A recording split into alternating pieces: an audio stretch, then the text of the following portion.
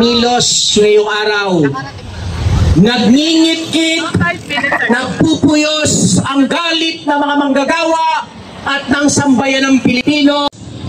Ngayong araw po, para sa kaalaman nating mga kababayan, nagaganap po ang budget hearing ng DPWH na isa sa pinakakorap na ahensya ng gobyerno. Nagaganap din po ang budget hearing ng Department of Labor. Pare-parehong mga ahensya ng gobyerno sa ilalim ni Marcos na madugo ang krimen, may mahabang krimen sa pagnanakaw sa taong bayan. Ang budget po ng Department of Labor ay hindi tumutugon sa konkreto at fundamental na problema. Paano resolbahin ang napakababang sahod, ang kontraktualisasyon at ang patuloy na panggigipit sa pag-oorganisa ng unyon. Ang budget ng Department of Labor ay hindi tumutugon sa programa para sa pambansang industrialisasyon ng ating bayan. Ito po ay natutuon lamang sa mga mekanikal, mga programa na madaling pagkakitaan ng mga korap na opisyal. Isa pa po, habang ang Pilipinas ay binubugbog ng bagyo, binubugbog din po ang mga manggagawa at mamamayang Pilipino ng korupsyon sa ilalim ng pamamahala ni Bongbong Marcos. Kitang-kita po natin, lalong nalalantad sa sambayan ng Pilipino ang katotohanan kung paano nag-ooperate ang salot na burokrata kapitalista na nagpapahirap sa ating bayan. Kahit anong deny ang gawin nila, hindi ninyo maitatanggi na kayong mga kongresista, kayo din mga kumpanya nyo din po ang nakumokontrata sa malalaking flood control. Kung bakit hanggang ngayon, ambon pa lang po, lubog ang komunidad ng mga magsasaka, wasak ang sakahan ng ating mga magsasaka sa buong Pilipinas. Lubog ang mga komunidad naming mga manggagawa at mga maralitang lunsod dahil sa napakatinding baha. Lubog ang mga ospital. Kamakailan lang po galing ako ng PGH. Diyos mio, hindi makadaan ang pasyente papunta sa entrada dahil hindi po makapasok ang sasakyan. Lubog po ang mga eskwelahan. Pag walang pasok, matindi ang baha, walang pasok ang mga manggagawa dahil no work, no pay kami. Gutom na naman. Habang sa kabilang banda, ang mga burokrata kapitalista, ang mga kongresistang sangkot sa korupsyon, ang mga senador na sangkot sa korupsyon, si Bongbong Marcos na sangkot at namumuno, pinakamalaki ang nakukuhang korupsyon, ang sasarap ng buhay. Nakakagalit po na pinakakalma ang pagkilos ng taong bayan, pero wala namang nananagot sa pagnanakaw mula sa ating mga buwis. Kaya po mga kababayan, sabay-sabay nating sinisingil ang madugong krimen ng mga Marcos at Duterte na pangunahing apektado ang mga ordinaryong manggagawa at ang taong bayan. Marapat lamang nagpapakita tayo ng pinakamatinding galit at pagkabuhi sa nabubulok na aagnas na sistemang malakolonyal at malapyudal na pinag-aarian ni Bongbong Marcos. Ang ating mga protesta at pagkilos ay tuloy-tuloy po nating pagsilbihin. Una sa lahat, dapat managot ang lahat ng korap sa pondo ng taong bayan. Alam niyo po, isa sa pinapangalanan, sikat na sikat, kilala niyo ba yung Saldico? Yung Saldico ay kongresista, humawak na pinaka-powerful committee sa loob ng Kongreso, ang Appropriation isang committee. Ngayon na iniimbestigahan, nasaan po si Saldico? Hindi ba na Estados Unidos? Nagtataka tayo, ang lahat ng mga pasista at magnanakaw, kapag ka na ituturo, na i-expose, nagkakaroon ng mga sakit. Kaya mga kasama at mga kababayan, lahat ng effort, pagsisikap na ginagawa natin para pakilusin, tipunin ang galit ng taong bayan at ituro kung sino ang may tunay na kasalanan. Dapat po ang mga pagkilos natin ay magsilbi ito sa tuloy-tuloy at unti-unting pagwasak sa kapangyarihan ng malakolonyal at malapyudal na kaayusan na kinakatawan ni Bongbong Marcos, lalong-lalo na ang pangangailangan na ibagsak ang burokrata kapitalista. Kaya po mga kasama, ang sigaw natin, serbisyo sa tao! Huwag gawing negosyo! Huwag gawing negosyo!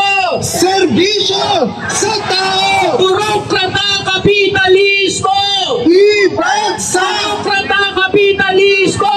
Ibagsak! Imperialismo! Ibagsak! Imperialismo! Ibagsak! Ayan! Sino po sa inyo ang nakaranas ng baha sa inyong mga kabayan? Lahat tayo binaha. Pero ang kapal ng pagmumukha ng palasyo nang sabihin, kumalma kao tayo. Kailangan ba natin kumalma? Nararamdaman nyo ba? Mga taga-palasyo, mga taga-kongreso, sa Senado, nararamdaman nyo ba ang kaba ng aming mga dibdib sa tuwing mararamdaman namin na nagpapatuloy ang pagulan sa aming mga komunidad? Naranasan nyo ba ang malubog sa baha? Pero alam namin, hindi kayo nalulubog sa baha ng tubig. Nalulubog kayo sa baha ng korupsyon, sa milyon-milyong pondo ng taong bayan na inyong nilulustay. Napakawawalang hiya ninyo, kasabwat ng puro mga walang hiya na nasa departamento ng DPWH. At sabi pa ng abogado ni Vizcaya, dumaan daw tayo sa due process. Walang hiya talaga. Pag para sa mga mayayaman, kailangan sumunod sa due process. Pero pag sa aming mga maralita, pinapatay nyo nga lang kami bigla-bigla. Pinahihirapan nyo kami. Ikinukulong nyo kami. Kinakasuhan nyo kami sa aming pagtindig sa aming mga karapatan. Asan dito ang due process na sinasabi ninyo?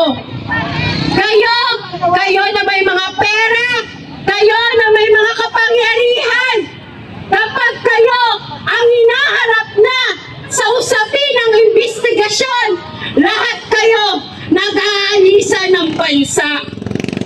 Ano ang gamit nyo? Pera pa rin ng taong bayan. Ilang pong milyon ang mamamayan, ang mga maralitang pamilya na hindi nakakakain ng 3 beses sa isang araw. Pero ang mga anak ng mga walang hiyang kurap sa ating bansa, sa isang hapunan, 700,000 mahigit ang ginagastos nila. Eh kung pinasahod na lang yun sa mga manggagawa, eh di may 700,000 mahigit na mga pamilya ng mga maralita ang makakakain na ng 3 beses sa isang araw.